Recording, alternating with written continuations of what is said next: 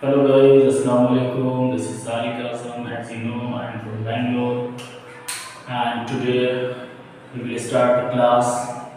And inshallah, we will discuss the topic from mathematics. Okay, so I have told you that the discussion will be in Hindi. So we are going to start the discussion in Hindi. Okay, so भाई क्या करना है सबसे पहले तो आपको मालूम है कि हमारे इस क्लास का नाम यहाँ लिखा हुआ है बी कॉम्प्रीहेंशन क्लासेस। ओके, सो मैंने आपको कल बता दिया था कि ये क्लास है हमारा बी कॉम्प्रीहेंशन क्लासेस, और इन्हीं से हम लोग अपने प्रॉब्लम को सॉल्व करेंगे, डिस्कशन करेंगे। ये प्लेटफॉर्म है उन बच्चों के लिए जो इस बार मैट्रिकुलेशन में हैं या फिर आने वाले साल में मैट्रिक में होंगे, तो उनके लिए ये बहुत ही हेल्पफुल होगा, बहुत ही फ़ायदेमंद साबित होगा इंशाल्लाह। हाँ, तो देखिए, ऐसे तो मैथ में बहुत सारा चैप्टर है, तो सबसे पहला जो है ना, आई थिंक नंबर सिस्टम है। तो नंबर सिस्टम स्टार्ट करने से पहले मैं ये मुनासिब समझता हूँ कि अभी अरिथमेटिक प्रोग्रेशन चल रहा है हमारे बच्चों का, तो क्यों ना अरिथमेटिक प्रोग्रेशन के बारे में पहले डिस्कशन कर लिया जाए। तो अरिथमेटिक प्रोग्रेशन क्या है भाई, उसको हिंदी मीडियम वाले जो है ना उसको समांतर श्रेणी में पढ़ते हैं ना, उसका एक्चुअली नाम जो है समांतर श्रेणी। तो समांतर श्रेणी होता क्या है उसके बारे में थोड़ा हम लोग डिस्कशन कर रहे हैं। क्या है समांतर श्रेणी? समांतर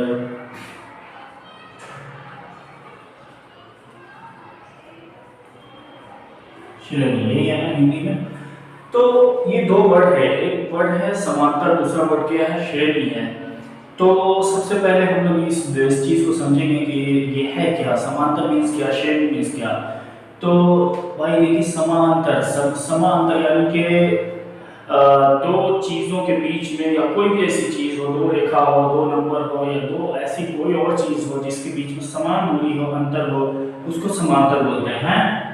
तो देखो यहाँ पे मान लो कि अच्छा हाँ, ये तो समझ गए समांतर होती है, लेकिन श्रेणी किसको बोलते हैं? श्रेणी बोलते हैं एक सीरीज को, एक लिस्ट को, या कोई भी ऐसा ग्रुप हो जो एक से ज्यादा और एक से ज्यादा हो, उसको बोलते हैं श्रेणी। तो समांतर का मतलब समझ गए कि दोनों के बीच में समान अंतर होना चाहिए, या फिर वो अंक हो, या फिर वो नंबर हो, या फिर कुछ भी हो, लेटर हो, उसके बीच में समान अंतर होना चाहिए। हाँ, और श्रेणी आप समझ चुके हैं। तो समांतर के एक एग्जाम्पल देख लेते हैं हम लोग। बचपन में या फिर इससे पहले जो क्लासेस होते थे हमारे, उसमें समांतर रेखाएं जरूर पढ़ा होगा आप लोगों ने, जैसा मुझे याद आ रहा है। तो समांतर रेखाएं का मतलब क्या होता था कि समान अंतर वाली रेखाएं दो रेखाएं होती थी, उनके बीच में समान अंतर हुआ करती थी, यानी डिफरेंसेस जो है उनके बीच का जो सारवंतर है वो सेम हुआ करता था।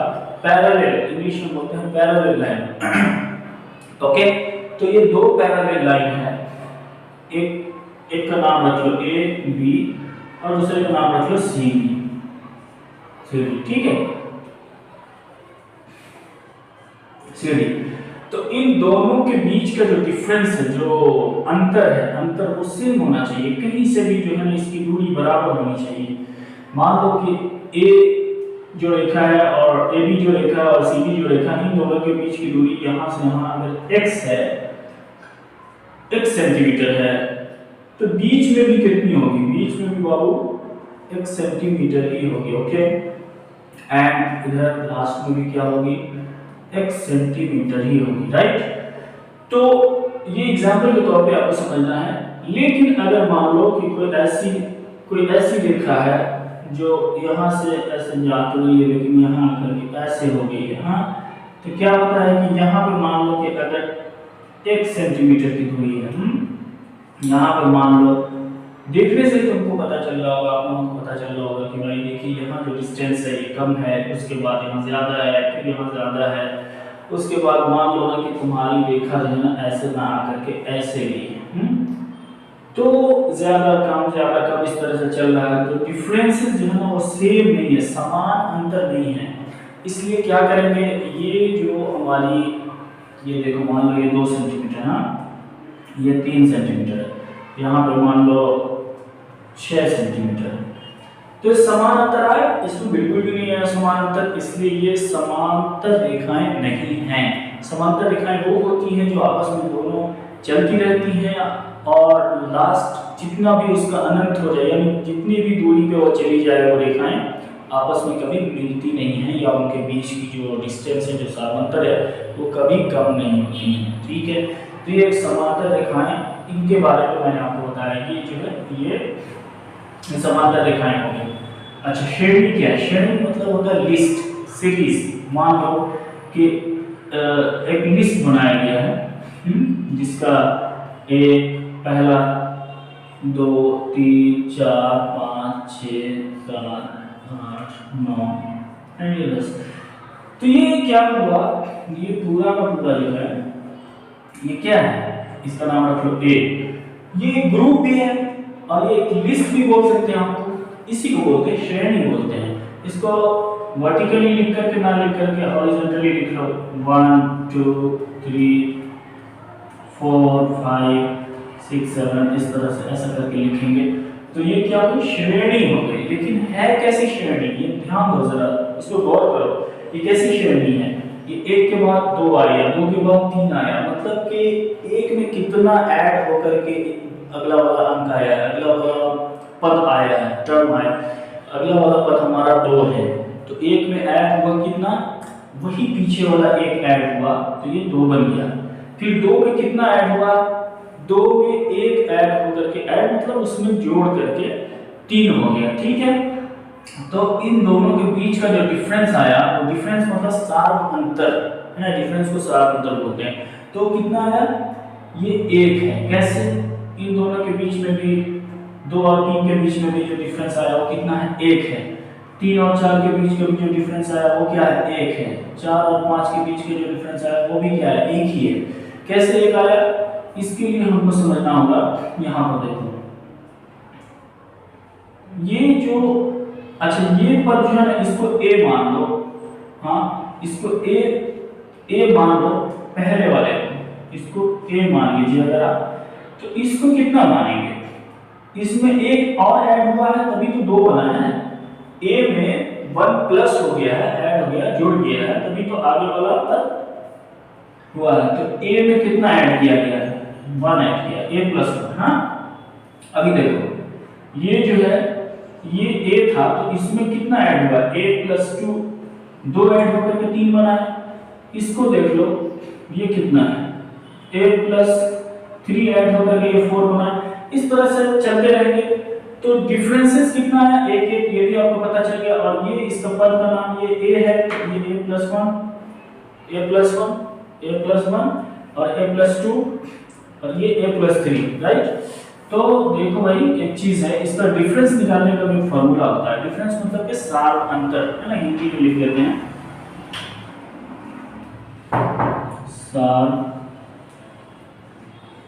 अंतर। ठीक है, तो सार अंतर जो उसका डिफरेंस होता है, ये बेसिक क्लास है, ये कोई क्लास नहीं चल रहा है बात, ये बेसिक ये टॉपिक आपको समझाने के लिए कि समांतर श्रेणी क्या होता है, ये थोड़ी थोड़ी बुनियादी बात है जो आपको बता रहा हूँ। तो ये सार अंतर जो है ना, इसको d से डिनोट करते हैं। d मतलब कि डिफरेंस है, हिंदी में, इंग्लिश में d डिफरेंस बोलते हैं और हिंदी में अंतर बोलते हैं, सार अंतर बोलते हैं। सार का मतलब कि समान, सेम है, ठीक है, सबके लिए सेम अंतर। तो d निकालने के लिए फॉर्मूला होता है वो क्या होता है, d निकालने का फॉर्मूला जो होता है, अच्छा हाँ एक बार और गौर करो, ये a plus 1, a plus 2, a plus 3 था ना, तो ये तो हमारा ये भी होता है, लेकिन इससे पहले देखो कि ये a जो था ये a1 था और ये a2 इसको लिख सकते हैं, आगे वाले को a3 लिख सकते हैं, है ना, और इसके आगे वाले को a4 लिख सकते हैं। तो d निकालने के लिए क्या फॉर्मूला होगा, d निकालने के लिए अगर इन दोनों के बीच का d निकाला जाए, 1 और 2 के बीच का डिफरेंस निकाला जाए, तो उसके लिए फॉर्मूला होता है a2 माइनस a1। कैसे, क्योंकि ये जो 2 है ये a2 है ना, a2, और उसमें से घटा दिया गया है इसको, पीछे वाले को, तो कितना मिलेगा, उसके बीच का डिफरेंस आ जाएगा ना, तो a2 minus a1 equal to d मिल गया। अच्छा हाँ, ये डी हो जाएगा। ठीक, अब एक बात और ध्यान रखना है कि ये डी जो है ना वो सबके लिए समानांतर यानी कि सेम है, बराबर है। तो उसके लिए क्या करेंगे कि a2 माइनस a1 बराबर होगा किसके, इन दोनों के भी, इन दोनों का जो अंतर है नहीं, तीन और चार के बीच, एक और दो के बीच का जो डी निकाल दिया a2 माइनस a1, और तीन और चार के बीच का जो डिफरेंस होगा, या फिर नहीं तो दो और तीन के बीच का जो डिफरेंस होगा वो भी सेम होगा। अगर सपोज करो कि दो और तीन के बीच का, दो और तीन के बीच का डिफरेंस चाहिए हमको, तो क्या करेंगे, वो भी कितना होगा a3, ये तो 3 है ना, a3 माइनस क्या कर देंगे a2, इसके पीछे वाला तीन में से दो घटा देंगे, है नहीं। तो ये d1 था, d1 मतलब के पहला डिफरेंस, ये डिफरेंस, और d2 ये दो और तीन के बीच का, तो d2 इज इक्वल टू क्या हो जाएगा 3 माइनस 2 मतलब के a3 माइनस a2, है नहीं। लेकिन ये d1 d2 दिख तो रहा है, लेकिन है आपस में क्या, सेम ही है, बराबर ही है। अगर तुम करो ऐसे इस तरह से, तो a2 का मान रखो कितना, a2 का मान तो a3 का मान, a1 का मान कितना 1, कितना आएगा आंसर 1 आएगा। ठीक, अब d2 में लिखिए a3 माइनस a2 है, तो a3 का मान कितना है, a3 का मान है 3, और माइनस a2 का मान कितना है 2, 3 में से 2 गया 1, यानी कि d1 का वैल्यू भी 1 आया और d2 का वैल्यू भी 1 आया। तो इससे पता चला कि d1 इक्वल टू d2 होगा, हर हाल में होगा। इसी तरह से d1 equal to d2 d3 सब आपस में क्या होगा, बराबर होगा tn तक, है नहीं। अगर ये संख्याएं हमारी n तक जा रही हैं, जो हमको पता नहीं है कि लास्ट जो अंक है वो क्या है, तो वहां पे हम लास्ट अंक को, आखिरी अंक को क्या मानते हैं, m मानते हैं, राइट। तो इस तरह की बातें हैं, और भी इसमें आपको बताएंगे, थोड़ा बेसिक समझाएंगे, लेकिन सार अंतर जो है सेम होना चाहिए, और समांतर श्रेणी आपको पता हो गया होगा थोड़ा बहुत, और इसमें थोड़ा और बुनियादी चीज आपको जो बेसिक चीज है जो मैं डिस्कस करूंगा नेक्स्ट क्लास में इंशाल्लाह। Okay, thank you.